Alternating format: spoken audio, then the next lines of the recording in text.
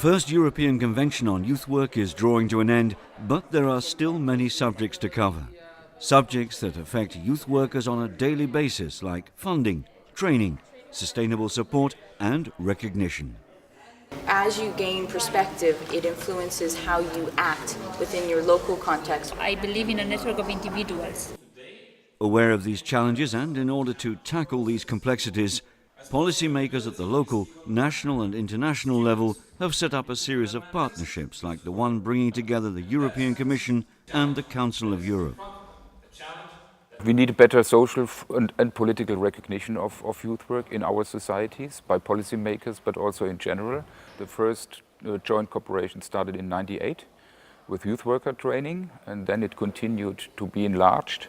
Now we have pillars on youth research, also on youth policy cooperation, on training and development of youth work. In a globalized world, international exchanges have become a way to identify other methods and build bridges between youth workers. However, they tend to suffer from a lack of publicity and exposure. There is a lot of opportunities at the moment, but there is a big problem. These opportunities are not reaching all the young people, and especially the youth workers. So what I want to try to say is that still information is restricted to a very small group of people. The opportunities exist out there. They are not enough. They exist there, but they are not enough. But even so, they are not reaching the diversity of youth workers that we have. A convention could not name itself as such without a little field trip involved.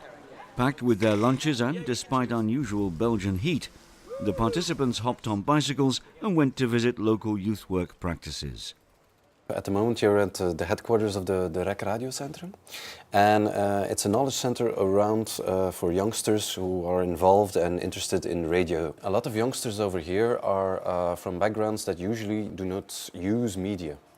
Most of them you will never see on national or regional media because they didn't go to college, or they come from poor backgrounds, or they might be from ethnic diverse minorities. And most of these youngsters can get their voice out, get their message heard.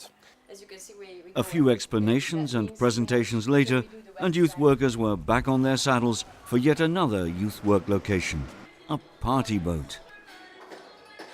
The boat once was a project for young people who were in a system of formal education but in a working project, and they renovated the boat. So now this is an event boat, in fact. This winter we will renovate them again, and we will make a real youth club of it. And especially for young people who are in a disadvantaged young people. So that will be their place in Ghent to have a nice time, and it will be their boating. Like many other places around the world, Ghent is a city rich of original and too often unknown projects involving young people. Our societies have a lot to gain from a youth work approach that is respectful and comprehensive of the next generations. Tomorrow's world may be quite different from today's.